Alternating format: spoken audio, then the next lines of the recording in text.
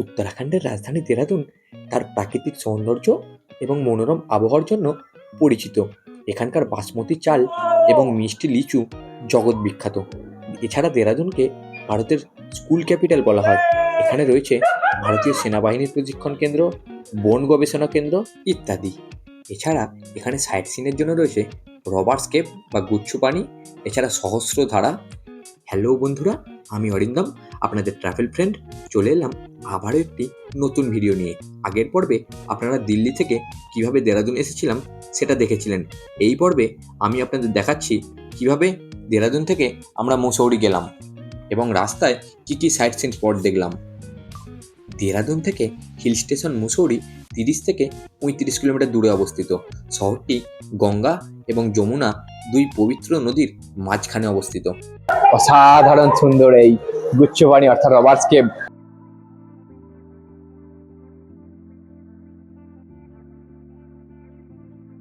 Dehradun station থেকে বাইরে বেরিয়ে চলে এসেছিলাম হোটেল খোঁজার উদ্দেশ্যে। হোটেলে আগে থেকেই কথা বলে রেখেছিলাম। এখানে হোটেল নিয়েছি হোটেল সম্রাট। দেখুন আমার ঠিক পেছনে কিন্তু হোটেল সম্রাট। একটি 4 বেডরুম রয়েছে আর একটি ডবল বেডরুম রয়েছে। আমাদের থেকে 2700 টাকা নিয়েছে দাদা। এই যে দেখুন হোটেল সম্রাট। এটা তিয়াগি রোডের ঠিক কাছেই একদম। দেরাদুন স্টেশন থেকে ওয়াকিং ডিস্টেন্স প্রায় ধরুন 15 থেকে 20 মিনিট। কিন্তু আপনি যদি হেঁটে আসতে না চান তাহলে কিন্তু অটো করে আসতে পারেন। আমরা কিন্তু অটো করে এলাম, ওই 5-7 মিনিট মতো লেগেছে পল্টন বাজারে কিছুটা শপিং করতে। কিন্তু ঘড়িতে প্রায় 10টা বেজে গেছে, তাই পুরো দোকানপাট কিন্তু বন্ধ। আমার ঠিক পিছনে দেখুন পুরো রাস্তাঘাট কিন্তু একটাও লোক নেই, পুরো দোকানপাট সমস্তটাই বন্ধ হয়ে গেছে। একদম ক্লক টাওয়ারের সামনে কিন্তু কিছু দোকান খোলা ছিল, কিন্তু সেরকমভাবে লোকজন নেই, কিছুই কেনাকাটা হলো না। হোটেল সম্রাটে এসে আমরা যে ঘর নিয়েছিলাম সেটি আপনাদের দেখাচ্ছি, চলুন। এই যে সামনে ঢুকেই কিন্তু একটি 4 বেডরুম রয়েছে 202 গ্রাউন্ড ফ্লোরে।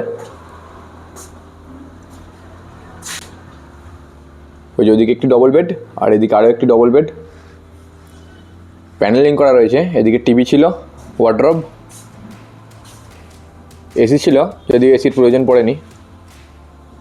আর একটি ডবল বেডরুম আপনাদের দেখাচ্ছি, চলুন। এদিকে একটি মিরর আর বাথরুম যেরকম হয় নর্মালি সেরকমই বাথরুম। একটি ডবল বেডের রুম। এই যে সামনে ঢুকেই কিন্তু ডবল বেড, পিছনে একটি প্যাডিং করা রয়েছে। এদিকে টিভি, ড্রেসিং টেবিলও রয়েছে। বাথরুমটা দেখাই, যথেষ্ট বড় ঘর। দুটো ঘরের জন্য আমাদের থেকে দাদা 2700 টাকা নিয়েছে। ওই যে মিরর রয়েছে, এদিকে ওয়াশ বেসিন, এদিকে কমোড।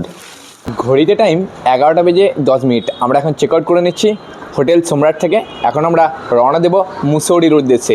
রাস্তায় যে সমস্ত সাইট সিন স্পটগুলি পড়বে সেগুলো কভার করে আমরা কিন্তু আজকে স্টে করব মুসৌরির হোটেলে। সেখানে কিন্তু আমাদের বুক করা রয়েছে। এই যে আমার ঠিক পিছনে দেখতে পাচ্ছেন হোটেল সম্রাট। এখন আমরা এখান থেকে বেরিয়ে যাচ্ছি দেরাদুন থেকে মুসৌরির উদ্দেশ্যে। এই যে আমাদের গাড়ি দেওয়া হয়েছে শেভরলেট 8 সিটার 3738 নাম্বার। এই যে আমাদের গাড়ির ড্রাইভার দাদা। এই যে রোডটি, এটি কিন্তু তিয়াগি রোড। এই রাস্তাটি সোজা কিন্তু দেরাদুন স্টেশনের দিকে গেছে। বেরিয়ে পড়লাম পাহাড়ের রানী মুসৌরির উদ্দেশ্যে। এখন আমরা প্রথমে যাব গুচ্ছ পানি অর্থাৎ রবার্টস কেভ, তারপর সেখান থেকে যাব শিব মন্দির। এই যে দেরাদুনের সেই পল্টন বাজার। পল্টন বাজারে এলে জনপ্রিয় স্ট্রিট ফুড বন টিক্কি এবং পাহাড়ি খাবার কাফুলি বা ফানু চেখে দেখতে ভুলবেন না। জায়গাটা চিনতে পারছেন? দেখুন তো, এই আগস্ট মাসে কিছুদিন আগে এসেছিলাম দেরাদুনে এবং সাইট সিন করতে এসেছিলাম এই জায়গাটিতেই, কিন্তু অনিবার্য কারণবশত আমরা ভিতরে ঢুকতে পারিনি। দেখুন জায়গাটি। এখন আবার এসেছি দেরাদুন ঘুরতে এসে সেই গুচ্ছ পানি অর্থাৎ রবার্টস কেভ।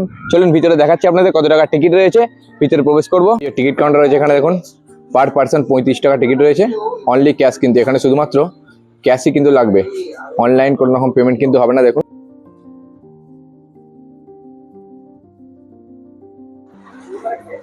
চলে এসেছিলাম দেখুন গুচ্ছ পানির সামনের প্রান্তে। চলুন ভিতরে প্রবেশ করব। অসাধারণ একটা প্রাকৃতিক বৈচিত্র্যপূর্ণ জায়গা এই গুচ্ছ পানি অর্থাৎ রবার্টস কেভ। দেখুন ন্যাচারাল স্টোন। চলুন ভিতর দিকে প্রবেশ করব। কতটা সুন্দর প্রাকৃতিক বৈচিত্র্যপূর্ণ একটা জায়গা এই দেরাদুনের গুচ্ছ পানি অর্থাৎ রবার্টস কেভ। দেখুন ভিতর দিকে যতটাই যাবেন অসাধারণ সুন্দর কিন্তু একটা ফিলিংস আসবে। মাথার উপর দিকে পাহাড়।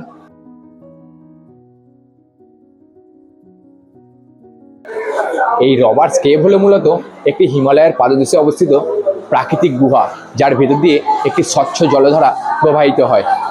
অসাধারণ সুন্দর লাগছে। দেরাদুন এলে অবশ্যই কিন্তু এই রবার্টস কেভে আসবেন, একটা অসাধারণ সুন্দর ফিলিংস পাবেন, এটুকু আপনাদের বলতে পারি। দেখুন কতটা সুন্দর।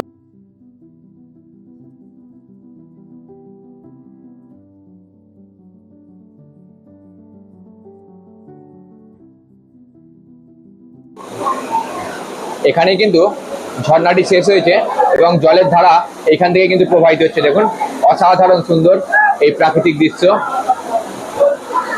এটাই একদম লাস্ট পয়েন্ট। এটি টোটাল 600 মিটার দীর্ঘ রয়েছে এই গুহাটি।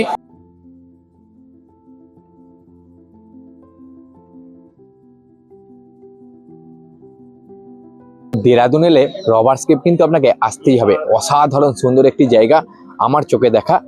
আর একটা কথা, এখানে কিন্তু যখন আপনি যাবেন জলের স্রোতের উপর দিয়ে আস্তে আস্তে হেঁটে যাওয়ার চেষ্টা করবেন। বয়স্করা আসতে পারেন, তবে স্লিপারি রয়েছে, আস্তে আস্তে হাঁটাচলা করলে কিন্তু অসুবিধা হওয়ার কথা নয়। তবে অবশ্যই স্যান্ডেল নিতে হবে আপনাকে। এরকম লাগলো বলে দাও। মুসৌরি যাবার পথে রাস্তা দাঁড়িয়েছিলাম ময়ূর ধাবায়। দেখুন এই যে সামনে আমার ঠিক ময়ূর ধাবা, পিছনে উঁচু উঁচু বিস্তীর্ণ পাহাড়। এখানে আমরা থালি নিয়েছি 120 টাকা থালি।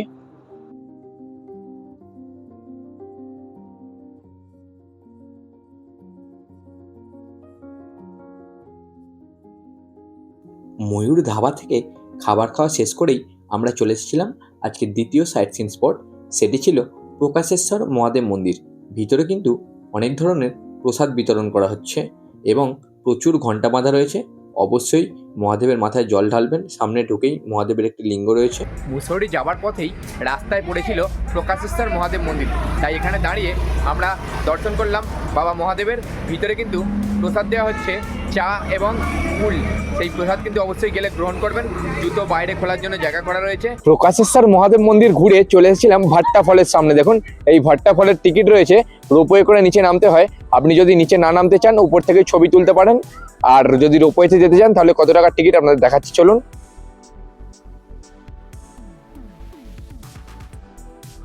ভাট্টা ফলসের টিকিট কাউন্টার রয়েছে। দেখুন টিকিট রয়েছে 250 টাকা পার পার্সন যাওয়া এবং আসার জন্য।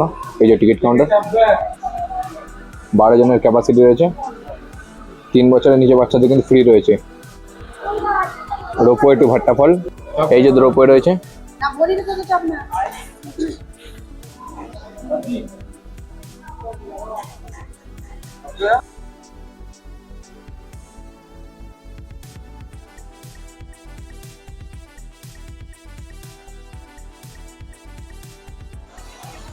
পাহাড়ের উপর থেকে জলের ধারা প্রবাহিত হচ্ছে। দেখুন গিয়ে এক জায়গায় মিশছে, ওই যে দূরে জলাশয় দেখা যাচ্ছে। তারপর কিন্তু দূরে পাইপ লাইন করা রয়েছে, সেখান থেকে জল কিন্তু বিভিন্ন জায়গায় ছড়িয়ে যাচ্ছে। এদিকে দেখুন প্রচুর মাছ রয়েছে কিন্তু এই জলাশয়ে। বোটিং এর ব্যবস্থা রয়েছে সুন্দর। ওই যে রোপওয়ে আসছে, দেখুন আমরা সেই উপর থেকে এলাম। রোপওয়ে করে নিচে এলে কিন্তু টয়লেটের ব্যবস্থা রয়েছে। দেখুন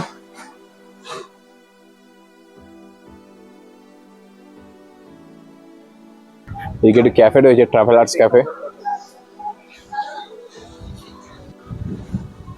প্রচুর ধরনের এখানে কিন্তু অ্যাক্টিভিটিস রয়েছে। দেখুন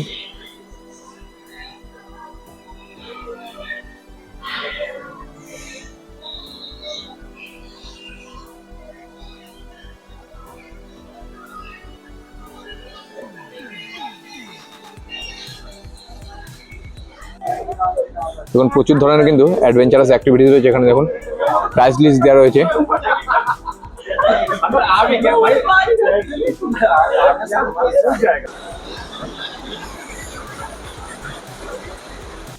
ভাট্টা ফলসের নিচে কিন্তু সুইমিং পুলও রয়েছে।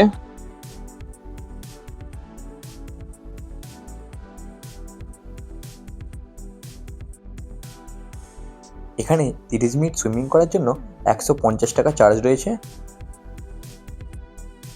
আপনি যদি অ্যাডভেঞ্চারাস অ্যাক্টিভিটিস করতে পছন্দ করেন তাহলে কিন্তু ভাট্টা ফলস আপনার জন্য একটি আদর্শ জায়গা হতে পারে। অবশ্যই নিচে আসবেন, 250 টাকা টিকিট কেটে। প্রচুর ধরনের অ্যাডভেঞ্চারাস অ্যাক্টিভিটিস রয়েছে যা আপনার মন মুগ্ধ করে দেবে। রোপওয়ে করে ব্যাক করছি আমরা, যেখান থেকে আমরা রোপওয়েতে চেপেছিলাম। অসাধারণ সুন্দর একটা ভিউ পেলাম এই রোপওয়ে চড়ে। অবশ্যই ভাট্টা ফলস এলে এই রোপওয়েটা চড়বেন। ভাট্টা ফলস দেখে চলে এসেছিলাম মুসৌরি ঝিলের সামনে। দেখুন সামনেই রয়েছে মুসৌরি লেক, এই যে তার প্রবেশদ্বার।